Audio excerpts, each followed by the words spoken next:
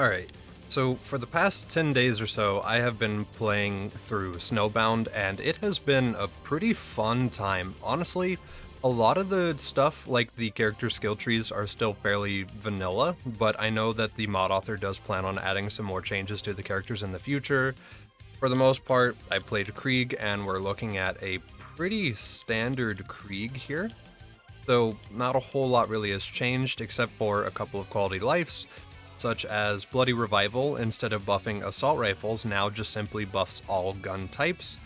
And then we have a skill down here called Blood Trance, where every time we gain a stack of Bloodlust, we get more fire rate, but lose a little bit of accuracy. This skill needs a little tweaking still. The accuracy is really, really rough with it. But for the most part, the rest of the trees are pretty vanilla. Silence the Voices has been changed away from hitting yourself, and instead you just lose max health.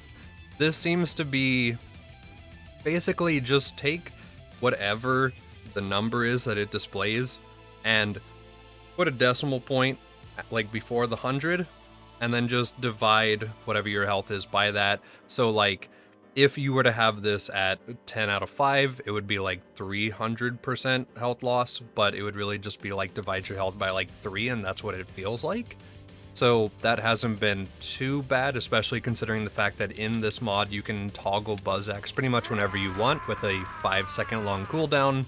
Now, that paired with the fact that Release the Beast instantly gives you your cooldown back means that you can currently in the mod spam Release the Beast and just chain invuln as much as you really want to.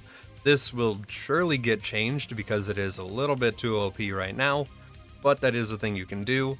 And then over here in Hellborn, pretty much everything is the same except for Hellfire Halitosis is slightly stronger, and you can just cast it and then go back to doing whatever you were doing. You don't have to sit through the animation of Krieg doing the fire breath. The fire breath will just happen while you're doing other stuff. So that's also a really nice change. And then for the weapons, we have a couple of very interesting weapons and a couple of interesting modifications to currently existing weapons. Some weapons just have buffs overall, like the Bearcat is slightly stronger, the Unforgiven has an insane amount of crit on it, the Wanderlust is slightly stronger, a lot of changes like these, but there are also changes that just completely change guns. There are custom guns such as Ruby's Spite here, which actually has homing projectiles. Those would close in on enemies that they notice. We've got things such as the Sawbar, which now has an exploding twisting effect to it instead of just spreading out a bunch. This means that you could actually try to like line up shots with it, or you could shoot it through a pack of mobs or something, and then you could just deal a bunch of damage that way. We've got a couple of interesting custom weapons such as this one, which fires a fire projectile, but has slag projectiles that come off and home towards enemies, essentially being a assault rifle Mongol, but the additional projectiles will home, and then when you do get a kill with this weapon, it makes enemy shields deplete, and it gives you shield, and it always comes in fire, which is pretty fun. It's unfortunately not great for Krieg, since Krieg likes to use the Flame of the Firehawk, and it doesn't fully regen the shield, so it ends up just canceling it on Krieg, but on other characters it might be a little more fun.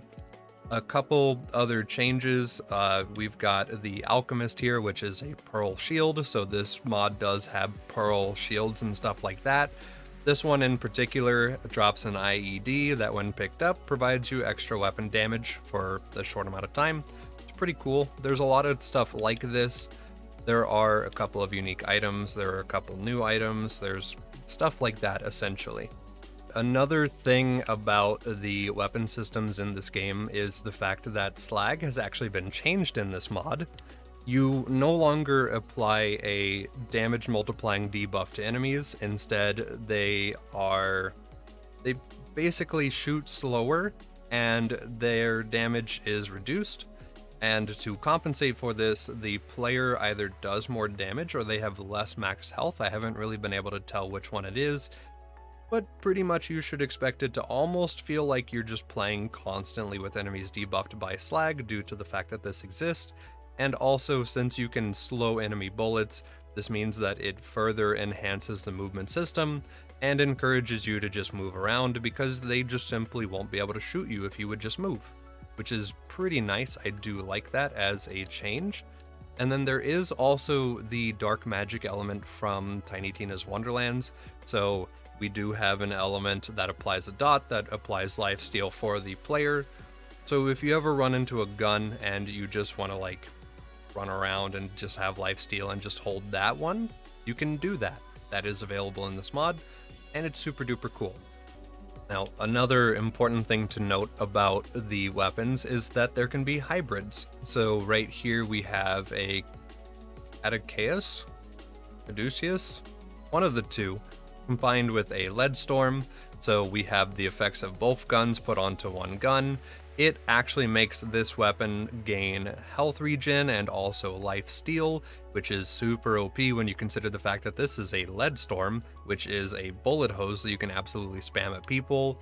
We've got our Unforgiven over here is combined with a Fortuna, and the Fortuna special effect is simply that it buffs all stats, so it's basically just a stat up for this gun. You can get hybrids of the Infinity with stuff, but in this mod, the Infinity hybrids just get a really fast reload speed. There are hybrids for pretty much every weapon type. Rocket launchers can get paired with the Bada Boom, for example, or other things like this. And then there are also one or two utility guns that were added just for the sake of player movement, which would be, for example, the Rocket Jumper here, which shoots 8 projectiles instead of 6 and always deals 1 damage. This allows you to rocket jump with it indefinitely regardless of level or shield. Also means that you will get all of your rockets back all the time, pretty much no matter what, and it pairs really well with this mod's movement system because while you cannot sprint, you actually do move faster than vanilla sprinting speed, and you gain very increased airborne control. So I can rocket jump forward, I can stop myself pretty much in midair and start going the other way, I can do turns, I can do a lot of stuff like this. So a lot of the mod is pretty vanilla friendly, a couple fun tweaks and additions in terms of weapons and the skill tree. And then the major shining thing for me has been the movement system. I have really liked this mod. It's been super fun. If you want a pretty vanilla mod for the most part, and you want one that has an incredible movement system, I would highly recommend this one. There's a lot of fun stuff you can do and get away with. Try it out, Snowbound.